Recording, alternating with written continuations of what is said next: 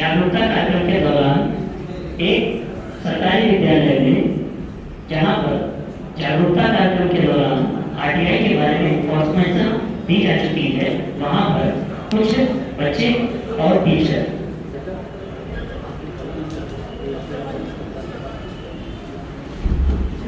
सब बच्चों को समझ में आ गया जो मैडम जी ने पढ़ाया? तो सब बच्चे जान गए सरकारी दफ्तर में फंसे हुए कामों को कैसे निकलवाते हैं सूचना अधिकार के माध्यम से?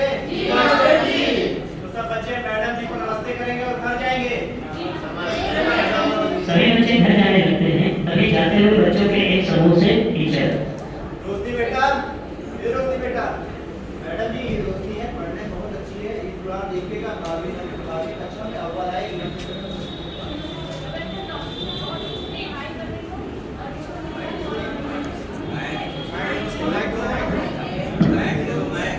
ये वाला माइक दो, ये वाला तुम अपने पास रखो। तेजस, तेजस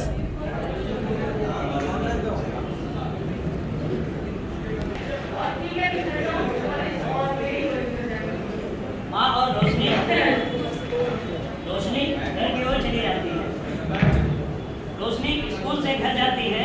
माँ घर के काम कर रही है और रोशनी माँ से स्कूल की बात बताती है। माँ, कहाँ हो? इधर ही आओ बेटा, तकलीफ क्या कर रहे हैं? माँ, आपको पता है आज हमारे स्कूल में हमें सूचना का अधिकार पढ़ाया गया है। अधिकार? कौन सा अधिकार? हमने तो कभी नहीं सुना। हम तो केवल यही जानते कि अधिकार सिर्फ मत जाते होते हैं। अरे माँ, इसे तो तुम एक तरह की सरकारी दवा समझो। कैसे सरकारी दफ्तरों से अपने काम निकलवाते हैं? ये सूचना के अधिकार से पता चलता है। आपको पता है इसके बारे में? सरकार और सरकारी काम से हमें क्या? हमें तो घर का काम करना है। तुम जल्दी से हाथ धो और फिर तुम चूल्हा चौका सीख। स्कूल शांति को बातों में लगा देती है। रोशनी माँ की लकड़ी उठाने में मदद करती है और कहती है, मुझे स्कूल के बाद कॉलेज भी जाना है, वहाँ पर भी पढ़ाई करनी है, आपका नाम रोशन करना है। हाँ, ठीक है। पहले कुछ खाना बना ले, नहीं तेरे बाबू गुस्सा करेंगे। जी माँ। माँ और रोशनी दोनों चूल्हे की तरफ बढ़ जाते हैं। खाना बन जाता है। रात में रोशनी के पिता मनोज, जो आदतन शराब पीते हैं, घर आते हैं और अरे सुनती हो? कोई आवाज जवाब में नहीं आती है। कहाँ मर गई तुम दोनों माँ बिटिया? मरने के बाद तो कोई पानी देने वाला पैदा नहीं, कम से कम जिंदा नहीं पानी पिला दो। रोशनी की माँ दौड़ती हुई पानी देते हुए, ये लो, और थोड़ा धीरे बोलो, कोई सुनेगा तो क्या कहेगा? अरे मेरा गली सुन बताइए, धीरे बोले, तुम बिटिया पैदा करने रखी हो तो धीरे बोले। रोशनी अंदर से आकर मनोज से बात करती है। अबे तू कब जाएगी यहाँ से? तू जैसे पैदा हुई तब से तो बर्बाद कर रही है, तुझसे अच्छा तुझे औलाद होता है। इसी तरह माँ और रोशनी एक दूसरे को छुड़ाते हैं। यह है मनोज के घर का रोज क्रम है। इसी तरह से 12वीं के इम्तहान होते हैं। रोशनी 12वीं के इम्तहान में तीसरे स्थान पर आती है। कक्षा के अध्यापक रोशनी को और प्रथम एवं द्वितीय स्थान पर आने वाले सभी बच्चों को 100 रुपए देकर सम्मानित करते हैं और उन्हें अग्रिम जीवन की शुभकामनाएं देते हुए घर की ओर विदा करते हैं। रोशनी हाथ में 100 रुपए लेकर के घर आई है। मनोज घर में शराब पिए हुए लेटा है। रोशनी माँ से, माँ, देखो मैं दादी के इम्तिहान में कितने अच्छे नंबर से पास हो गई। मास्टर जी ने मुझे शाबाशी दी और 100 रुपए भी दिए। मनोज रोशनी के पास जाकर उससे पैसे छीन लेता है। ये लो 100 रुपए। क्यों? इससे प्रधान जी को मिठाई के डब्बा देकर उससे प्यार की। लेकिन हमारी बच्चियां पढ़ने में कुछ सकती है। अरे पढ़ना लिखना तो सिर्फ लड़कों को ही अच्छा लगता है। वैसे भी पढ़ी लिखी लड़कियों से कोई शादी करता नहीं है। कैसे इसका मैं प्यार कर दूंगा। पैसे लेकर मनोज प्रधान जी के यहाँ चला जाता है। अगले दिन मनोज और ग्राम प्रधान साथ थे। मनोज,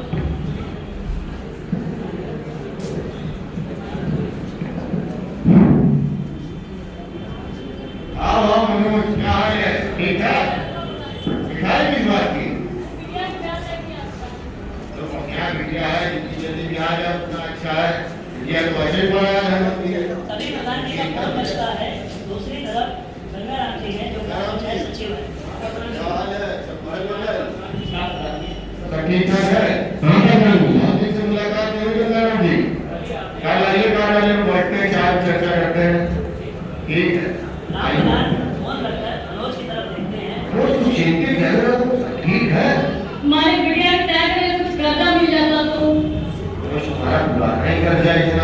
थी अभी, वो तो चुका ही नहीं पाए, तो मैं कर्जे की बात कर रहे हो। मालिक बस आपका एहसान है, एक बार कर देते तो। चलो मनोज, तुम अपने आदमी को पुराने करके तुम्हारे लिए कुछ कर दे। तुम्हारे पिताजी कुछ जमीन छोड़ गए ना तुम्हारे नाम पर, जी मालिक।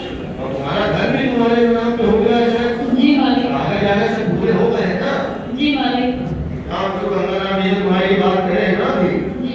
कल आएंगे वो, फिर कल सुबह आ दो, सारे पकड़ लिए कहना। जी मालिक। नमस्कार। जी मालिक।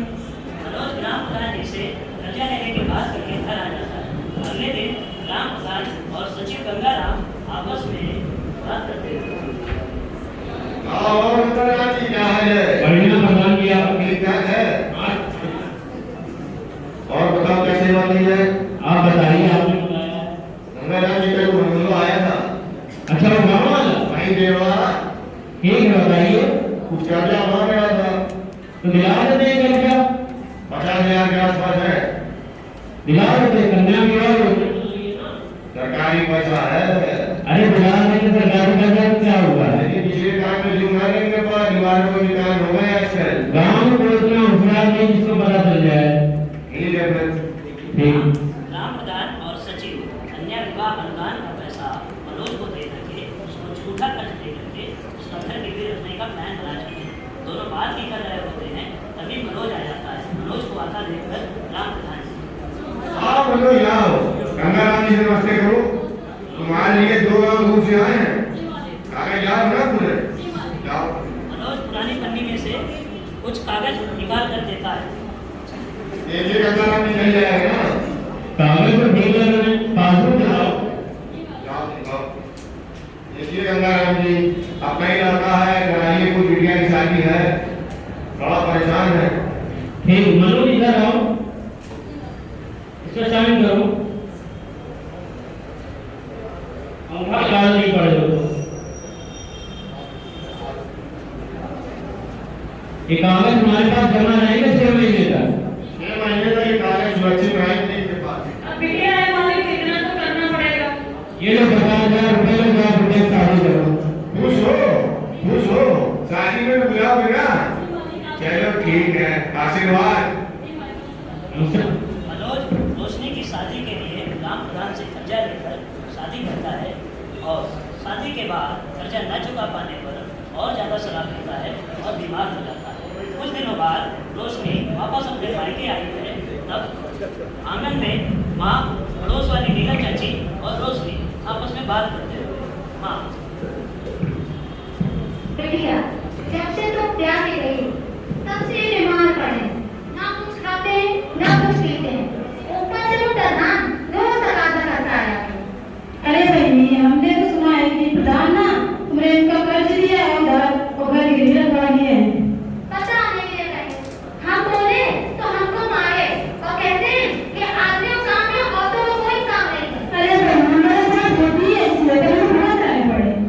रोशनी बापू की तरफ देखकर, बापू तो प्रधान के लिए दिन आपको सारी सरकार। हाँ, यही सच है। जब से तुम बैठा हो, ये करो, बर्बाद करके रखी है। मनोज बीमारी के कारण खांसता है, वहाँ पानी लेने अंदर चली जाए। बिटिया, हमने तो सुना है कि प्रधान की नजर ना औरतों पे बड़ी खराब है।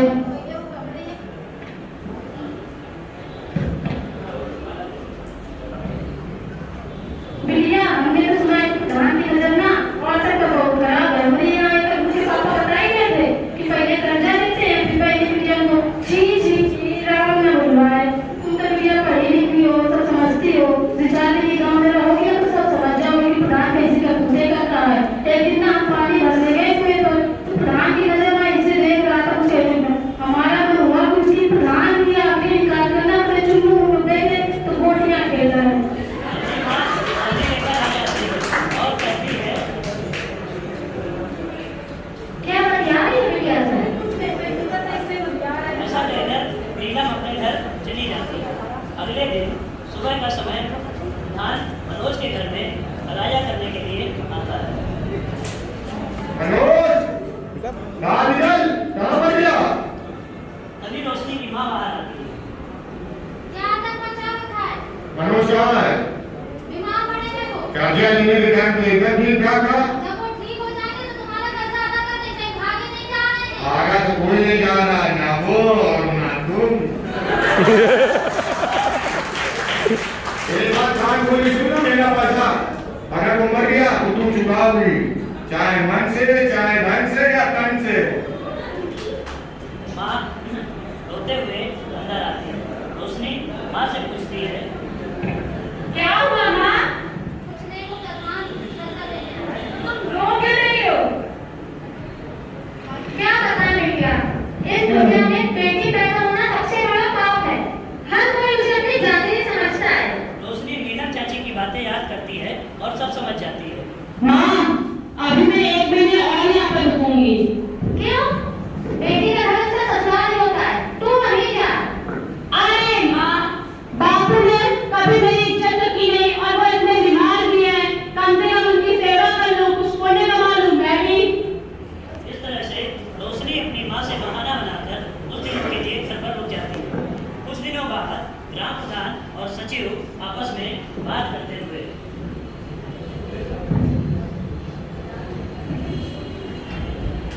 हाँ भगवान की सब ठीक है। सब पहुंचा, आप बताइए। ये रोशनी कौन है गाँव में? पसंद है, ब्याह करा दें। पसंद ना पसंद छोड़िए, पहले बताइए वो है कौन? अरे इतना काहे बलबला रहे हो? ITI लगाइए उस लड़की ने। ITI कौन सी ITI? ITI की RTI। यूं ने क्या जरिया है? जन सूचना का अधिकार होता है, उसे सबसे से बुलाना पड़ेगा। तो बता, तो ऐसा क्या पूछ लिया गरम डाले पॉपकॉर्न की मेरी क्यों चल जाए हो? जिसका बताना फिर तो रोशनी की जेल में डाल देने के लिए ये सरकार। क्या बात कर रहे हो? सही कह रहे प्रधान जी। कुंदन, कौन है ये? भाई बेवा। ठीक है, जेल कुत्ते निकलो। ग्राम प्रधान, सचिव और कुप्तन मनोज के घर की ओर चलते हैं। देखो जरा, क्यों चिल्ला रहे हैं? आप रानी बताइए क्या हुआ? तुम्ही हो रोशनी? जी। 2-4 किताबें क्या पढ़ी और पढ़ा रही हो? अरे प्रधान जी, हमें सब पता चल गया है कि आपने रैंक करियो किस तरह धोखा किया है। इस तरह से उनकी जमीन गिरवी रखी है। हालांकि ये है, वो लाख जगह नहीं रह गई छोरी में। अरे प्रधान जी, हमें पहले से पता है कि अपने गांव की बहन बेटी में अपनी गंदी नजर रखते हो। कैसे बात कर रही तुम मेरे से? अरे जाइए माता जी। क्या की बात बोला? अरे जाइए। तभी रोशनी की माँ आती है। कोई लाख जगह नहीं रह गई तेरी छोरी है, कैसे बात कर रही प्रधान जी? बेटिया, ये जो कह रहे हैं, वही मालिक है। अरे माँ, तुम नहीं जानती उनके बारे में। बेटा जो कह रहे हैं वो कर दो, वो वही मालिक है। माँ, आपको पता नहीं है कि गांव की बहन बेटी में कितनी गंदी नजर रखते हैं। एक बात कान खोल के सुन ले, 3 पीढ़ी से हफ्ता है मेरी इस गांव में, आज तक कोई मेरा पैसा मार नहीं पाया। अरे ठीक है, जाइए। अपनी देखेंगे कौन की कृपा अरे नहीं है। जाइए, जाइए। तभी प्रधान जी गुस्से में अपने सचिव और कुप्तन के साथ वापस चले जाते हैं। रोशनी ने RTI वापस नहीं और RTI से हुई कार्रवाई में प्रधान और सचिव पकड़े जाते हैं। मनोज की तरह अन्य कई लोग जो कर्जे में फंसे हुए थे वो आजाद होते हैं। गांव की महिलाएं उत्पीड़न से मुक्त होती हैं। सभी रोशनी की तारीफ करते हैं और रोशनी की तारीफ करने के लिए कुछ गांव वाले मनोज के घर की तरफ जाते हैं।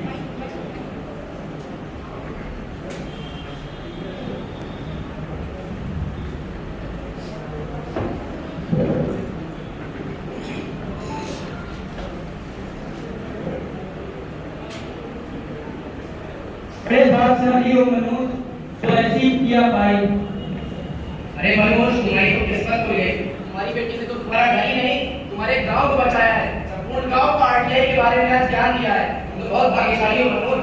मनोज अपराधी की तरह खड़ा है, खुद को कोस रहा है और फिर रोकर रोशनी और उसकी माँ को गले लगाता है और कहता है, जन्म से आज तक तुम्हें कितना दुखाया बेटा, बेटे की जान लेने वाले तुम और तुम्हारी माँ को कितना दर्द को बर्दाश्त कर दिया। पर मैं आज समझ गया कि बेटी पालना नहीं प्यारा कर होती है और मुझे तुझे माँ के लिए बताने के लिए माफी चाहता हूँ बेटा।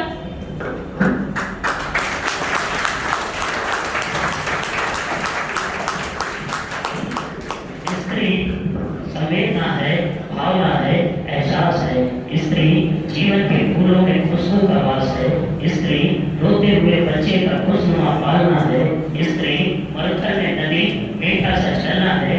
स्त्री लोरी है, गीत है, प्यारी सी थाप है। स्त्री पूजा की थाली, मंत्रों का जाप है।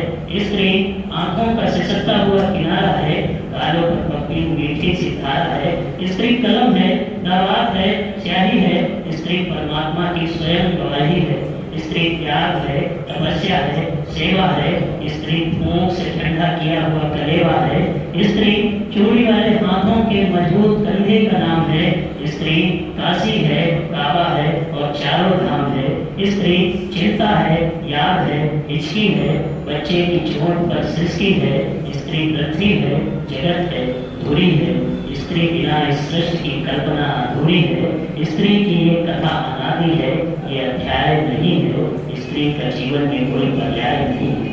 हमारे समाज में, देश के संविधान में सभी को समानता का अधिकार दिया गया, किंतु वास्तव में यह समाज पर लागू हो पाया? मेरे हिसाब से नहीं। हमारे बीच में न जाने कितने मनोज, रोशनी, प्रधान जैसे चरित्र घूम रहे हैं। इसलिए स्त्री के उत्पीड़न, शोषण का सबसे प्रबल उपचार है शिक्षा। मैं केवल 4 लाइनें कहना चाहूँगा। तपती आग से जलाई गई महिलाएं, न जाने कैसे कैसे सजाई गई महिलाएं, फांसी के फंदों पर जबरदस्ती झुलाई गई महिलाएं, ये सब उत्पीड़न हुए बंद जब पढ़ाई गई महिलाएं, जब पढ़ाई